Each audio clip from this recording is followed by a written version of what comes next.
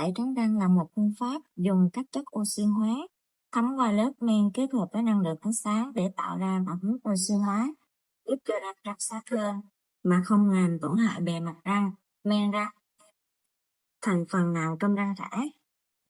Thứ hai, mình cùng tìm hiểu về ưu nhược điểm của tẩy trắng răng. Ưu điểm, nó giúp bảo tồn răng thật.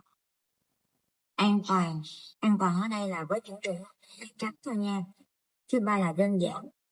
Thao tác đơn giản tại nha khoa hoặc dùng tại nhà. Nhược điểm, thứ nhất là e-bút. Tẩy trắng tại nha khoa, thời gian sau 45 phút thì về nhà mình sẽ cảm giác nó e-bút khi mà thuốc nó kích thích vào răng. Nhưng mà sau khoảng một ngày thì sẽ trở lại bình thường nha.